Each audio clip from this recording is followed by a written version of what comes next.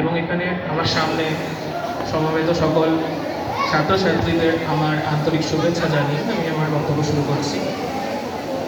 তো এই বিদ্যালয়ে আমার 2006 থেকে 2013 দীর্ঘ 7 বছর আমার শিক্ষা জীবনের একটা অংশ এখানে অতিবাহিত হয়েছে, দীর্ঘ সময়। বিদ্যালয়ের পরে আমি কলেজ, বিশ্ববিদ্যালয় বা আমার বর্তমান কর্মজীবনেও যা যা সাফল্য পেয়েছি তার প্রকৃত রূপকার যদি কাউকে বলতে হয় তাহলে আমি আমার বিদ্যালয় জীবনকেই বলি। কারণ এই বিদ্যালয় জীবনের শিক্ষকদের থেকে, আন্তরিক শিক্ষকদের থেকে আমি যে সাহচর্য, যে অপরাধ, ভালোবাসা এবং তাদের যে মূল্যবান পথ প্রদর্শন আমি পেয়েছি, তাই কিন্তু আমাকে আমার জীবনের পথ ঠিক করে নিতে সাহায্য করেছে এবং আমি এখনও সেই শিক্ষাগুলিকে কাজে লাগিয়েই কিন্তু এখন আমি আমার কর্মজীবনেও এগিয়ে চলেছি। ভবিষ্যতেও আমি যেখানেই যাই অবশ্যই সেগুলোকেই ফলো আপ করবো। তাই এই বিদ্যালয়ে কোনো অনুষ্ঠানে আমি যখনই আসি তখন আমার সেই পুরোনো দিনগুলোর কথা মনে পড়ে, যেগুলোকে কালের নিয়মে অবশ্যই আমাকে ছেড়ে আসতে হয়েছে। আজকে আমার নামের সামনে প্রাক্তন ছাত্র লেখা আছে, কিন্তু আমি যখন বিদ্যালয়ে প্রবেশ করি আমার মনে মনে সেই প্রাক্তন শব্দটি মুছে দিই এবং বিদ্যালয়ের ছাত্র হিসেবে আমি কিন্তু এখানে এই মুহূর্তে রয়েছি। তো আজকে যে অনুষ্ঠান সেটি হচ্ছে কৃতি সংবর্ধনা।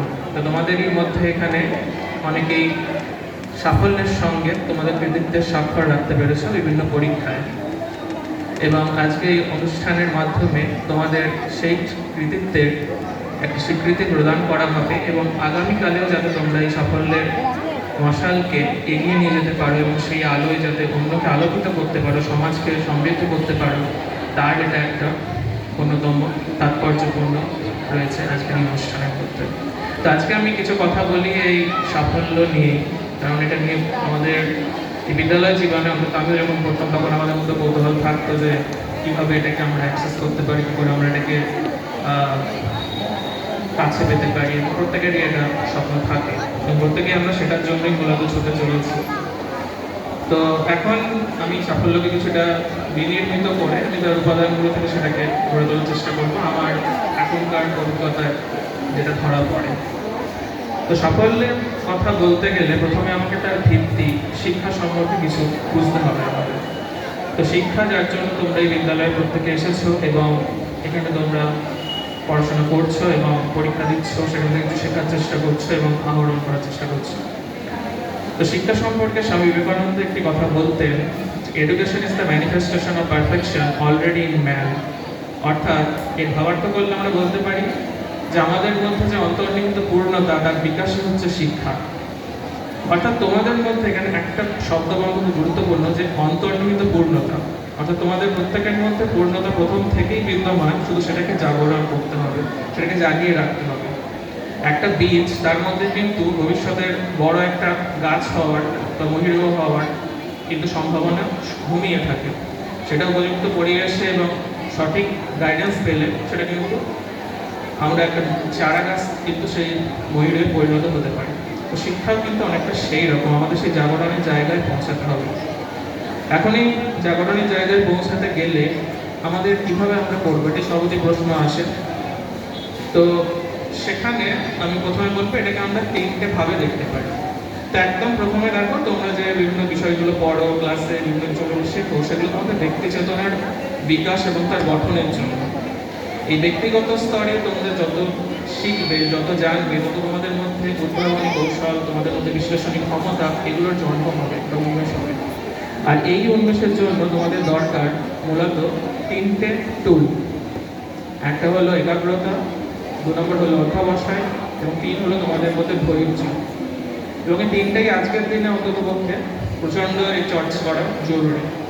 একাগ্রতা কেন জরুরি তার উদাহরণ হচ্ছে, আজকে আমরা প্রত্যেকেই প্রযুক্তির ব্যবহারে অত্যন্ত যাকে বলা যায় অভ্যস্ত হয়ে পড়েছি। প্রযুক্তি ছাড়া আমরা চলতে পারি না। স্মার্টফোন আমাদের জীবনের একটা অপরিহার্য অঙ্গ, ইন্টারনেট ছাড়া আমরা প্রায় অচল। কিন্তু সমস্যা হচ্ছে যে ধরা যাক তোমরা যখন পড়ছো, তোমাদের কাছেও হয়তো স্মার্টফোন রয়েছে অনেকের বাড়িতে। তো সেখানে কি করছো, যে হোয়াটসঅ্যাপে কি মেসেজ এলো বা ফেসবুকে কি একটা পোস্ট এলো, সেটা দেখার জন্য নোটিফিকেশন দিয়ে গেলো, তোমরা পড়া থাকি সেদিকে দেখতে চলে গেলো। তো এই যে একটা ডিসকানেকশন হচ্ছে তোমরা যেরকম পড়ছো এবং তার মধ্যে, এটা আপাতত একটা খুব কম সময়ের জন্য, হয়তো 2 মিনিট বা 3 মিনিট, কখনো কখনো 5-10 মিনিট হতে পারে, কিন্তু দীর্ঘমেয়াদে এটা তোমাদের কিন্তু একটা একাগ্রতার অভ্যাসটাকে তৈরি করে না। এবং ভবিষ্যতে যদি এই প্রযুক্তি ব্যবহারে আমরা আসক্ত হয়ে পড়ি, তাহলে কিন্তু আমরা তখন যে কাজই করি না কেন আমরা পরিপূর্ণ মনোনিবেশ করতে পারবো না। আর অমনোযোগী হয়ে কোনো কাজ করলে সে কাজ তো শেষ হবেই না, বরঞ্চ সেটা উল্টে আরও ক্ষতি করবে। এবং যদি অমনোযোগী হয়ে তোমরা পড়াশোনা করো, তাহলে কি হবে, যখন সেই জিনিসটা তোমরা পড়ছো, যে তোমার মনের সঙ্গে তোমার মস্তিষ্কের সঙ্গে সেই বিষয়টার কানেকশানটা বারবার ভেঙে যাচ্ছে, তাই সেই বিষয়টা তোমার শুধু মুখস্থ হবে, কিন্তু অবশ্যই আত্মস্থ হবে না। মুখস্থ হলে একদিন মনে থাকবে, দুদিন মনে থাকবে, কিছুদিন মনে থাকবে, পরে যদি আমি সেটা বিষয়টা তোমার কোথাও প্রয়োগ করতে হয়, সেটাকে তোমরা করতে পারবে না। তাই আমাদেরকে একাগ্রতার চর্চাটা করতে হবে। জীবনে প্রযুক্তি ব্যবহার থাকবে, ইন্টারনেট থাকবে, সমস্ত কিছুই থাকবে, সেগুলোকে আমাদের সদর্থকভাবে কাজে লাগাতে হবে। এবং অতিরিক্ত বা আসক্তি এই জিনিসটা যাতে না আসে সেটা আমাদের দেখতে হবে, এবং সেটা তোমাদের নিজেদেরকেই করতে হবে, কারণ এটা ব্যক্তিগত স্তরে তোমাদের চেতনা বিকাশের জন্য জরুরি। এবং একাগ্রভাবে তোমরা যদি এই বিষয়গুলোকে চর্চা করতে থাকো, যখন পড়ছি তখন আমি শুধুমাত্র পড়বো এবং বিষয়টাকে আমি অনুধাবন করবো, যতক্ষণ না শেষ হচ্ছে আমি উঠবো না, এই মনোভাব নিয়ে যদি থাকো, তাহলে কিন্তু বিষয়ের যে নির্যাস, যে সার বস্তু, সেটা তোমাদের শরীরে আত্মস্থ হয়ে যাবে। তত আত্মিকৃত হবে, যেটা আমরা খাদ্যের পুষ্টিগুণ যখন কোষের মধ্যে আত্মিকৃত হয়, তখনই তো আমাদের দৈহিক বিকাশে কাজে আছে, আদারওয়াইজ তো সেটার কোনো ভূমিকা থাকে না। সেরকমই কিন্তু এই পড়াশোনার ব্যাপারটাও অনেকটা সেরকম। এবার একাগ্রতার পরে আমাদের যে প্রসঙ্গটা আসে, যে শুধু একাগ্র মনে পড়লেই কি আমাদের আত্মস্থ করা সম্ভব কোনো বিষয়কে, বা কোনো বিষয়ের গভীরে পৌঁছানো কি সম্ভব? সে কথা বলতে গেলে তাহলে এখানে যে দেওয়াল আছে, তোমরা যদি এক মনে সেটাকে ধরে ফেলতে থাকো, দেয়াল কি সরবে? দেয়াল কিন্তু সরবে না। তার কারণ দেয়াল একটা কংক্রিট স্ট্রাকচারের মধ্যে আছে, সেখানে বল প্রয়োগ করলে বলটা বৃথা যাবে। কাজেই তোমরা একাগ্রভাবে তোমাদের যে মেধা এবং যে পরিশ্রমটা প্রয়োগ করবে, সেটাকে সঠিকভাবে প্রয়োগ করতে হবে। আর এখানেই আসে এই অধ্যাবসায়ের প্রসঙ্গ, অর্থাৎ কীভাবে আমরা করব। তো আজকাল যখনই টিভির পর্দায় কোনো, এটা আমাদের সময় থেকেও চলে এসেছে বা তারও আগে থেকেও ছিল, যখনই কোনো বিভিন্ন পরীক্ষার ফল প্রকাশ হয়, সেখানে টিভিতে ইন্টারভিউ নেওয়া হয়, তো সেখানে সাংবাদিক সহ প্রত্যেকেরই একটা প্রশ্নই লাইনে থাকে, যে তুমি দিনে কতক্ষণ পড়াশোনা করতে। অর্থাৎ আমাদের সমাজে আজকে বেশিরভাগ মানুষের মনেই অধ্যাবসায়কে একটা পরিমাণগত দিক থেকে, কোয়ান্টিটেটিভ অ্যাঙ্গেল থেকে বিচার করার একটা মানসিকতা এখনও রয়েছে, এবং সেটা সহজাত প্রবৃত্তি হয় মানুষের। কিন্তু এখানে একটা কথা বুঝতে হবে, যে সময় এখানে কিন্তু আপেক্ষিক। আমি কতক্ষণ পড়ছি সেটা আমার কাছে বিচার্য বিষয় নয়, আমি সেই সময়ের মধ্যে কতটা পড়তে পারছি, কি বিষয় আমার পাঠ্য বিষয়ে পড়িনি কতখানি, এবং সেটাকে আমি কীভাবে পড়ছি, এই দুটো বিষয় কিন্তু গুরুত্বপূর্ণ। অর্থাৎ আমাদেরকে মেথড এবং কোয়ালিটি এই দুটোর উপরে নজর দিতে হবে। পদ্ধতি বলতে গেলে আমি একটা উদাহরণ দিতে পারি, যে আমরা প্রত্যেকে কীভাবে পড়াশোনা করি। যেমন ধরা যায়, যে কোনো একটি অধ্যায় আমরা পড়ছি, তোমরাও পড়ছো, সেই অধ্যায়টি ভালো করে পড়ার পর সেই সংক্রান্ত কিছু হয়তো অনুশীলনীতে প্রশ্ন আছে, সেগুলোকে তোমরা সলভ করবে। কিছু টেস্ট পেপার থেকে কোশ্চেন মতো সেগুলো থেকে তোমরা সলভ করবে, এবং দেখলে যে হ্যাঁ আমি এই উত্তরগুলো দিতে পারছি, তাহলে আমার পাঠ সম্পূর্ণ হয়েছে, আমরা পরের অধ্যায়ে চলে যাই। কিন্তু যখনই দেখা যায় যে অধ্যায়টি অনেক বড় দীর্ঘ হয়ে যাচ্ছে, সেখানে এমন অনেক তথ্য রয়েছে যেগুলো আমাদের চিন্তা কষ্ট করছে না, তো সেখানে আমরা কিন্তু অনেকেই পাঠের মধ্যে আগ্রহটা হারিয়ে ফেলি। তো এক্ষেত্রে যদি আমরা পড়াটাকে একটুখানি পড়ি, মানে যেটা আমি ব্যক্তিগতভাবে ফলো করতাম আমার ছাত্র জীবনে এবং এখনও আমার বিভিন্ন কাজে ফলো করি, যে প্রশ্ন করতে করতে যদি আমরা পড়ি বিষয়টাকে, তাহলে কিন্তু বিষয়টা অনেক সহজে আমাদের আত্মস্থ হয় এবং আমাদের মজার মতো হয়ে ওঠে, এবং যেটাকে আমরা বলছি যে সার বস্তু, সেটা আমাদের শরীরের মধ্যে কিন্তু, মনের মধ্যে কিন্তু ঢুকে যায়। এখন প্রশ্ন করতে করতে পড়ার ব্যাপারটা কি, ধরা যাক কোনো একটি অধ্যায় তোমরা পড়ছো, তো সেই অধ্যায়ের আগে তোমরা কিছু পড়ে এসছো, 1, 2, 3 পড়ে এসছো, তোমরা চতুর্থ অধ্যায় পড়বে। তো প্রথম, দ্বিতীয়, তৃতীয় অধ্যায় থেকে তোমরা যে জ্ঞান লাভ করেছো, তোমরা সেই পাঠ শুরু হওয়ার আগে প্রথমে একটা চোখ বলিয়ে দাও, যে আমি চতুর্থ অধ্যায়ের মধ্যে এই বিষয়গুলো আমাদের পড়ানো হবে, অর্থাৎ টপিকগুলো তোমরা দেখো, সিলেবাস থাকে বা বইয়ের ওপরেও একটা চোখ দিয়ে নিলে। এরপরে কিছু ওই সংক্রান্ত প্রশ্ন থাকে, যে কী ধরনের প্রশ্ন এখান থেকে করা হয়েছে। এটা বলার উদ্দেশ্য এটাই, যে তোমরা জানো না সেই মুহূর্তে যে প্রশ্নগুলো আছে সেগুলো সবকটাই তোমাদের কাছে নতুন, তোমরা তার কোনো উত্তরই জানো না। কিন্তু একবার যদি কী পড়ানো হবে এবং কী কী প্রশ্ন এখান থেকে জিজ্ঞাসা করা হয়েছে, সেটা যদি তোমাদের মাথায় প্রথমে ঢোকে, তাহলে পরের দিন ক্লাসে যখন সেটা পড়ানো হবে, তখন তোমরা কিন্তু আর সেটা পড়ার জন্য পড়া থাকবে না, ওই প্রশ্নগুলোর উত্তর খোঁজার জন্য তখন কিন্তু তোমরা পুরো পড়াটা বা পুরো ক্লাসটা মনোযোগ দিয়ে সহকারে শুনবে, এবং তোমাদের মনের সঙ্গে এই যে একটা ক্লাসের সংযোগ স্থাপিত হচ্ছে, এটা কিন্তু তখন ওই উত্তরগুলোকে খুঁজে নেওয়ার চেষ্টা করছিল। যেহেতু তোমার প্রশ্নগুলো আগেই মেন্টালি একটা ম্যাপ হয়ে গেছিলো, তো কাজে এখন কী হবে, ওই উত্তরগুলো যখন তোমরা পেয়ে গেলে, তখনই এবার তুমি মনে মনের মধ্যে প্রসেস করতে শুরু করলো। তোমাকে আলাদা করে কিন্তু ওই জিনিসটাকে নিয়ে দুবার করে পড়ার দরকার পড়লো। দ্বিতীয়বারে যখন তুমি সেলফ স্টাডি করবে, অর্থাৎ বাড়িতে গিয়ে যখন স্যারেতে পড়ানোর পরে যখন তুমি বাড়িতে গিয়ে বইটা খুলে যখন আরেকবার পড়ছো, যেটা আজকে বিদ্যালয়ে যেগুলো পড়ানো হলো, ক্লাস যেগুলো পড়ানো হয়েছে সেগুলো যখন তোমরা ভালো করে দেখছো, সেই সময় কিন্তু ওই যেগুলো তুমি অলরেডি তোমার মাথার মধ্যে ঢুকে গেছে, উত্তরগুলো তুমি পেয়ে গেছো, যেগুলো পড়ছিলে, সেগুলোকে নিয়ে তুমি আবার ভালো করে প্রসেস করতে থাকবে, তুমি সেগুলোকে আবার বিশ্লেষণ করবে। এইভাবে করতে করতে কি হবে, আবার কিছু নতুন প্রশ্ন তোমার মনের মধ্যে জেগে উঠবে যে এগুলো তো এরকম কেন হচ্ছে না, বা এটা কেন এরকম হচ্ছে না, এবং এই প্রশ্নগুলো তোমাকে কন্টিনিউয়াসলি করতে শিখতে হবে। এইগুলো যদি তোমরা করতে পারো, তাহলে কি হবে, সেই উত্তরগুলো খোঁজার জন্য তোমরা তখন আবার অন্য আরেকটা বই দিকে যাবে। এইভাবে আমরা কি করবো, পাঠ্য বিষয়ের পরিধিটাকে আস্তে আস্তে বাড়াবো প্রশ্ন করতে করতে যদি শিখি। তাহলে এইভাবে করতে গেলে আমাদের পাঠ্য বিষয়ের পরিধি বাড়ছে, আমাদের বিষয়টা আমরা গভীরে পৌঁছাতে পারছি। তো ভবিষ্যতে যখন এটাকে নিয়ে তোমাকে কোনো কিছু প্রয়োগ করতে বলা হলো, একটা অ্যাপ্লিকেশন বানাতে বলা হলো, তো সেটাকে তোমাকে একটা কিছু তার কার্যকরী ভূমিকা কতক্ষণ নিয়েছে সেটা তুমি যখন বিশ্লেষণ করে দেখবে, সেটা কিন্তু সহজেই বুঝতে পারবে। এবং সেই জন্য, কারণ বাস্তব জীবনে যখন তোমরা শিক্ষাকে কাজে লাগাবে, সেখানে কিন্তু এই অনুশীলনীও থাকবে না, কোনো সহায়িকা বইও থাকবে না, কোনো প্রশ্ন উত্তরের কিছু থাকবে না। সেখানে কিন্তু বিষয় নির্বাচন করে সেখানে কিন্তু পুরোটাই এইভাবে প্রশ্ন উত্তরের মাধ্যমে তোমাকে নিজেকেই শিখতে হবে। তাই এই চর্চাটা যদি এখন থেকে তোমরা করো বিদ্যালয় স্তর থেকে, তাহলে ভবিষ্যতে কেউ কোনো অসুবিধা হবে, এটা একটা নর্মাল ব্যাপার হয়ে যাবে। তোমরা যেমন আমরা যেমন স্বাভাবিকভাবে হাঁটা চলা করি, সেরকমই একটা ব্যাপার হয়ে যাবে, এটা চিন্তা ভাবনার বিষয়টা। এরপরে আর একটা বিষয় আসে, যেটা হচ্ছে যে বিষয়টা আমরা পড়ছি সেই বিষয়টা একটা মনে মনে দৃশ্য ভেবে নেব। অর্থাৎ ধরো যাক আমি কোঅর্ডিনেট সিস্টেম করছি, তো কোঅর্ডিনেট সিস্টেম করতে গিয়ে সেখানে দেখলাম যে আমি যে ঘরটা আছে, সে ঘরে যে দুটো দেওয়াল আর একটা মেঝে যেখানে সে মিলেছে, সেই জায়গাটাকে আমি একটা কোঅর্ডিনেট সিস্টেম হিসেবে ধরতে পারি। তার নিরিখে আমি কোনো একটা কিছু হয়তো কাল্পনিক আমি একটা কিছু মাছি উঠছে ধরে নিলাম, যে তার আমি অবস্থানটাকে দেখলাম। এরপরে আমি কোঅর্ডিনেটটাকে বললাম যে এটা আমার কোঅর্ডিনেট সিস্টেম না হয়ে যদি আমি এটাকে কোঅর্ডিনেট সিস্টেম করতাম ওই কোণটাকে, তাহলে এই মাছির অবস্থান বা স্থানাঙ্কগুলো কী হবে। এবং দুটোর মধ্যে যদি তুমি কম্পেয়ার করো, তখন দেখতে পাবে যে কিন্তু স্থানাঙ্কগুলো চেঞ্জ হচ্ছে। যেহেতু একটা তুমি তখন ভিজুয়ালি ব্যাপারটা তুমি সুস্থ দেখতে পাচ্ছ, তো এখান থেকে একটা কোঅর্ডিনেট থেকে, অর্থাৎ এখান থেকে ওই জায়গায় যেতে গেলে যে চেঞ্জটা হচ্ছে সেটা তুমি বুঝতে পারবে। পরে যখন ওই চ্যাপ্টারটাই তুমি ম্যাথামেটিক্সের বইয়ে যখন পড়বে, তখন বিষয়টা কিন্তু অনেক সহজে তুমি ক্যাচ করতে পারবে। তো এইভাবে যে আত্মস্থ করার বিষয়টা, অর্থাৎ যে ভিজুয়ালাইজেশন, বা আমাদের বাস্তবিক জীবনের কোনো ঘটনার সঙ্গে একটা কোনো যে ঘটনা তোমরা পড়ছো ফিজিক্সে বা কেমিস্ট্রিতে, সেগুলোর একটা অ্যানালজি খুঁজে বার করা, এটা করলে কিন্তু অনেক সময় এখন অনেক জিনিস যা সাধারণভাবে পড়তে গেলে আমাদের চোখ এড়িয়ে যায়, এখানে কিন্তু সেগুলো এড়াবে না। আইনস্টাইন একটা কথা বলতেন যে imagination is more important than knowledge. অর্থাৎ তোমার কল্পনা শক্তি এটাকে বাড়াতে হবে। জ্ঞান থাকবে, কিন্তু সেই জ্ঞানের যদি তোমরা ব্যবহারিক প্রয়োগ করতে চাও, তাহলে সেটাকে কল্পনা স্তরে নিয়ে গিয়ে তোমাকে ভাবতে হবে। এবং যেগুলো অ্যাবস্ট্রাক্ট জিনিস, ম্যাথামেটিক্যাল যদি জিনিসগুলো আমরা বলি, ইকুয়েশনস বলি, সেগুলোকে কিন্তু আমাদের ওইভাবেই ভাবতে হবে, তার অ্যানালজি খুঁজে বার করতে হবে, তাকে ভিজুয়ালাইজ করতে হবে, তবেই কিন্তু সেটার মধ্যে একটা প্রাণ সঞ্চার হবে। না নিরস্ত্র পড়াশোনা করলে জিনিসটা মুখস্থ হবে, আত্মস্থ হবে। এরপরে আমরা আসি যে তৃতীয় উপাদান, সেটা হচ্ছে ধৈর্য।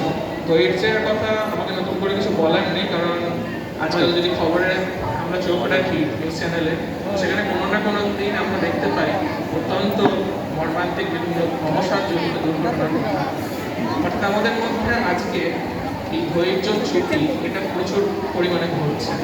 কিন্তু একটা জিনিস এখানে মনে রাখতে হবে যে আমরা সাফল্যের পথে যদি অগ্রসর হতে চাই, তাহলে সেখানে কিন্তু পরিশ্রমই হচ্ছে শেষ কথা, এবং ওটাই একমাত্র শর্টকাট নেটওয়ার্ক, আর কিছু নেই। তোমরা একাগ্রতা অধ্যবসায় এর চর্চা করবে, কিন্তু তোমাদের ধৈর্য থাকবে না, তাহলে কিন্তু ওই দুটো চর্চারও কোনো ভূমিকা থাকে না। তিনটাকে কিন্তু তোমাদেরকে ভালো করে মাথায় রাখতে হবে। আমি বর্তমানে যে বিষয়ের সঙ্গে যুক্ত আছি, সেখানে আমাদের অনেক কিছু প্রথমে ভাবনা স্তরে থাকে, নতুন আইডিয়া নিতে হয়। হয়তো 10টা আইডিয়া করলে তার মধ্যে 9টা আইডিয়াকে ক্যান্সেল করে দিতে হয়। তার জন্য অনেক কিছু আমাদের হয়তো সময় যায়, কয়েক মাস কয়েক বছরের হয়তো পরিশ্রম সেখানে যায়। কিন্তু শেষ পর্যন্ত আমরা একটা আইডিয়া ফলপ্রসূ হয় এবং সেটাকে আমরা বাস্তবায়িত করতে পারি এবং সেটা সমাজের কাজে আসে। তো এই যে একটা আইডিয়াকে বাস্তবায়িত করতে গিয়ে যে 9টা আইডিয়াকে আমি বাদ দিলাম, এটা কিন্তু আমার ফেলিওর হিসেবে আমরা ধরলেও এটাকে কিন্তু আমরা হতাশ হই না, বরং সেটা কেন ফেল করলো, সেই আইডিয়াগুলো কেন বাস্তবায়িত করা যায়নি, সেই শিক্ষাটা নিয়ে আমরা কিন্তু ওই একটা আইডিয়াকে সফল করতে পেরে পারি। তাই জীবনে যদি কোনো সফলতার সীমায় আমাদের পৌঁছাতে হয়, তাহলে কিন্তু আমাদের এইভাবে এগোতে হবে। ব্যর্থতাগুলো থেকে আমাদের হতাশ হলে চলবে না, সেগুলোকে একটা নিজেকে একটা আয়নায় ফেলে দেখার মতো জায়গায় নিয়ে যেতে হবে এবং সেখান থেকে যে ভুল ত্রুটিগুলো আসছে সেগুলোকে ধাপে ধাপে শুধরে নিয়ে যাতে আমরা ভবিষ্যতে আসন্ন ব্যর্থতার মোকাবিলা করতে পারি এবং সাফল্যের পথে যেতে পারি সেই দিকে কিন্তু নজর দিতে হবে। তো এটাই গেল তোমাদের ব্যক্তি চেতনার বিকাশের কথা। এগুলো যদি তোমরা ঠিকঠাক করে ফলো আপ করতে পারো তাহলে কি হবে, তোমাদের ব্যক্তিগত স্তরে তোমাদের বোধ বাড়বে, তোমাদের জ্ঞান বাড়বে, সেখান থেকে উদ্ভাবনী কৌশল আসবে, বিশেষণী ক্ষমতা বাড়বে, সমস্ত কিছু হবে। কিন্তু শুধু এখানেই সাফল্য কিন্তু শেষ নয়, এটাকে তোমাদের নিয়ে যেতে হবে সমষ্টিগত স্তরে। সমষ্টিগত অর্থাৎ দলবদ্ধভাবে যে শেখা সেই স্তরে তোমাদের নিয়ে যেতে হবে। আমাদের বিদ্যালয়ে যে ল্যাবরেটরির ব্যবস্থা আছে বা যে সমস্ত আমাদের বিতর্ক সভাগুলো হয়, কুইজ প্রতিযোগিতা, বিভিন্ন সাংস্কৃতিক যে অনুষ্ঠান, তার সঙ্গে যুব সংসদ প্রতিযোগিতা, পরবর্তীকালে কলেজে উঠলে তোমরা বিভিন্ন বিজ্ঞান সমিতির সঙ্গে যুক্ত থাকতে পারবে, মানে কনফারেন্স এগুলোতে তোমরা অ্যাটেন্ড করতে পারবে। তো সেগুলো করার অর্থটা কি, এখানে আমরা একসাথে অনেক কিছু শিখছি, সবাই মিলে শিখছি, এখানে একা শেখার মধ্যে নেই। একা আমরা যেটা শিখেছি সেটা আমাদের ব্যক্তিগত প্রতিভার উন্নতি করতে সাহায্য করেছে, কিন্তু যখনই সেটা দলগতভাবে শেখার ব্যাপারটা আসে তখন জিনিসটা হচ্ছে যে আমার সহপাঠী সে হয়তো কোনো একটা বিষয় খুব ভালো জানে, আমি সেটা জানি না, বা আমি একটা বিষয় খুব ভালো জানি, আমার সহপাঠী সেটা জানে না। যখন আমরা একসাথে কাজটা করছি, কোলাবোরেশন করছি, তখন কিন্তু আমাদের মধ্যে কি করছি, আমি ওর যে গ্যাপটা আছে সেটা ফিল করে দিচ্ছি, ওর যে নলেজে আমার যে নলেজের গ্যাপ আছে সেটা ও ফিল করছে। এইভাবে আমরা একে অপরের পূরক হয়ে উঠে একটা দলগতভাবে বা সমষ্টিগতভাবে একটা উৎকর্ষের সীমায় পৌঁছাচ্ছি। তাই এই বিষয়টা কিন্তু গুরুত্বপূর্ণ। ভবিষ্যতে যারা গবেষণামূলক কাজের সঙ্গে যুক্ত থাকতে চাও সেখানে টিম ওয়ার্কটা একান্তভাবে গুরুত্বপূর্ণ। আজকের দিনে যদি নোবেল প্রাইজ যেটা তুমি বিষয়গুলো দেখো সেগুলো কিন্তু ব্যক্তিগত স্তরে নোবেল প্রাইজ দেওয়া প্রায় বন্ধই হয়ে গেছে। এখন যা হয় ওই কোলাবোরেশনের মধ্যে দিয়েই কিন্তু পাওয়া যায়, 3-4 জন বিজ্ঞানীর একসঙ্গে নাম থাকে। তো ব্যাপারটা হচ্ছে টিম ওয়ার্ক, এই ব্যাপারটা কিন্তু এখন এসেছে। তো এই জন্য এই বিষয়টাকে বিদ্যালয়ের স্তর থেকেই আমাদের চেষ্টা করতে হবে এবং তোমাদের আরও বেশি এই ধরনের কাজে নিয়োজিত থাকতে হবে, যাতে করে এখন থেকে এই অভ্যাসগুলো তৈরি হয় এবং এই চিন্তা শক্তির বিকাশটা সেইভাবে ঘটে যাতে করে তোমরা ভবিষ্যতে সেই পথে এগোতে পারো। এবং যখন এই অবধি তোমরা আসতে পারবে তখন বুঝতে পারবে যে তোমরা যে আমরা কেন একটা বিষয়কে পড়ছি বা এই যে বিষয়টা পড়েছি সেই বিষয়টাকে আমরা সমষ্টিগতভাবে দেখলে আমার সমাজে আমি সেটাকে কীভাবে কাজে লাগাতে পারবো। কারণ যতক্ষণ না পর্যন্ত তোমার সেই শিক্ষা তুমি সমাজে কোনো কাজে লাগাতে পারছো ততক্ষণ পর্যন্ত সেটা কিন্তু বৃথা হয়ে থাকে। তাই সেটা বুঝতে গেলে তোমাকে আগে এই সমষ্টিগত স্তর অবধি সেগুলোকে নিয়ে আসতে হবে। এরপরে তোমাকে দেখতে হবে সেটা সমাজে কতটা উপযোগী, সেখান থেকে কিন্তু আসলে তোমার বিশ্ব স্তরের বিষয়টা দেখতে হবে যে আমি আজকে এখানে বসে কোনো একটা বিষয় যদি আমি চিন্তা করি সেই চিন্তাটা আমার গোটা বিশ্বের নিরিখে কীভাবে যুগান্তকারী আবিষ্কার করতে পারে বা যুগান্তকারী কিছুটা পরিবর্তন আনতে পারে। সেটা যে কোনো কিছু হতে পারে, বিজ্ঞান হতে পারে, সাহিত্য হতে পারে, ইতিহাস হতে পারে, ভূগোল সমাজবিজ্ঞান হতে পারে, বিভিন্ন ক্ষেত্র হতে পারে সেটা। কিন্তু এই বিষয়টাকে আমাদেরকে ভাবতে হবে যে আমার এই চেতনাটা কীভাবে বিশ্ব স্তরে আমি আমার একটা ইম্প্যাক্ট ফেলতে পারি। তো এইভাবে যদি তোমরা এগোতে পারো এবং তোমাদের ব্যক্তি চেতনার সাথে সমাজ চেতনা, বিশ্ব চেতনাকে যুক্ত করতে পারো তখন তোমরা সাফল্যের একটা স্তর অবধি এসে পৌঁছে গেলে। এখানে কিন্তু সাফল্য শেষ নয়, তার কারণ হচ্ছে সাফল্যের যদি শেষ সীমা বলে কিছু থাকে সেটা হচ্ছে আকাশ।